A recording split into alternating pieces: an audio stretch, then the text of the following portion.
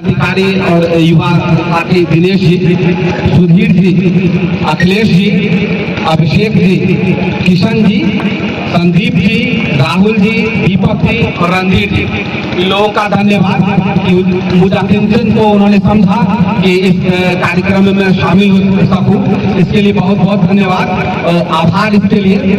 इसके अलावा हमारे गार्जियन आदरणीय श्री रामचंद्र ठाकुर जी, सुरेश ठाकुर जी, भोला ठाकुर जी, राम विनोद ठाकुर जी, नवल ठाकुर जी, अनिल ठाकुर जी, नरेश ठाकुर जी, संजय ठाकुर जी, राजेश ठाकुर जी, गोपाल ठाकुर जी और साथ में जिन लोगों का नाम नहीं लिया है वो लोग भी, खासकर हमारे युवा साथियों, आप सभी लोगों को हार्दिक अभिनंदन, धन्यवाद कि इस कार्यक्रम में आप शामिल हुए और मुझे बुलाया।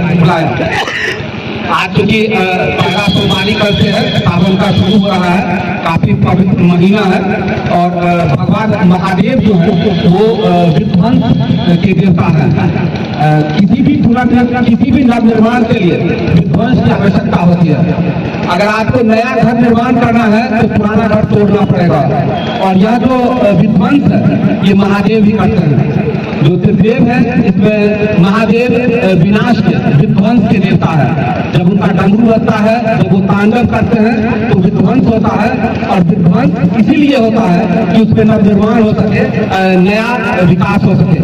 तो ये बहुत ही अच्छा है और मुझे लगता है कि भगवान शंकर ये संदेश देना चाहते हैं कि सायरंजन भी नवनिर्माण के लिए खड़ा है। सायरंजन में भी विध्वंस हो चुका है और यह विध्वंस नवनिर्माण के लिए, नवगोपाल के लिए है, और ये कार्यक्रम उसी से संबंधित है।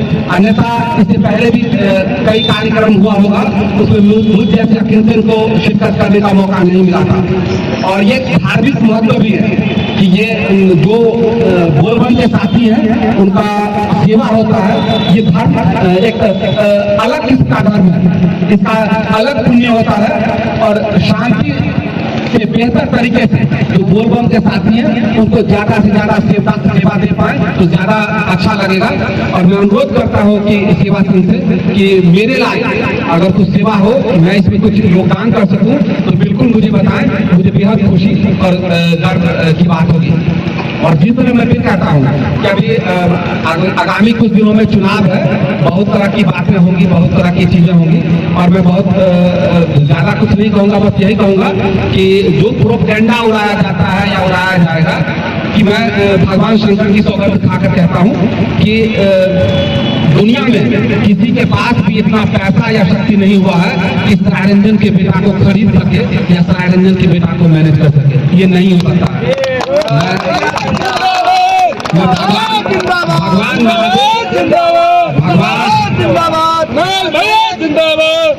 भगवान महादेव की सौगंध खाकर कहता हूँ कि सायरंजन के बेटा को मैनेज करने के लिए, सायरंजन के बेटा को खरीदने के लिए सिर्फ एक ही तरीका है कि मेरी हत्या करवा दी जाए। इसके अलावा किसी में भी वो साहस नहीं है, किसी में भी वो शक्ति नहीं है, किसी में वो ताकत नहीं है कि सायरंजन के बेटे गुलाब कुमार को धमका सके, डरा सके या उसको रोक सके। किसी में भी इतनी हैसियत नहीं है। माता लक्ष्मी ने किसी के पास इतना पैसा नहीं दिया है कि सायरंजन के बेटे गुलाब कुमार को खरीद सके। इसके लिए आप बेफिक्र रहिएगा, किसी प्रोपेगेंडा में आने की जरूरत नहीं है। और मैं भी महादेव का भक्त हूँ, और उस भक्ति के आधार पर फिर से मैं कहता हूँ कि भगवान महादेव की सौगंध में कहता हूँ कि अगर कल को अगर मैं मैनेज हो जाता हूँ तो समझ लीजिएगा कि मैं अपने पिता की पैदाइश नहीं हूँ। आप इसके लिए समझ लीजिएगा, किसी में भी एक क्षमता नहीं है, किसी में ये क्षमता नहीं है कि सायरंजन किस बेटा कुणाल कुमार को खरीद सके, और किसी गोली में और बम में और ताकत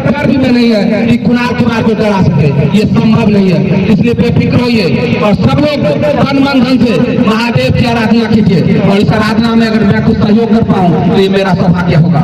निश्चित तौर पर हमारे कुछ गार्जियन को मेरी बातें ये हल्की लगी हूँ। मैं जानता हूँ कि औपचारिक तौर पर इस तरह के शब्दावली का इस्तेमाल नहीं किया जाना चाहिए, लेकिन क्या करें, जो माननीय है और माननीय के कुछ दलाल हैं उनका ये प्रोपेगेंडा है, और उस प्रोपेगेंडा को समाप्त करने के लिए कभी कभी इस तरह की भाषा का इस्तेमाल करना पड़ता है। बहरहाल तमाम लोगों को मैं फिर से एक बार धन्यवाद देता हूँ और तहे दिल से धन्यवाद देता हूँ।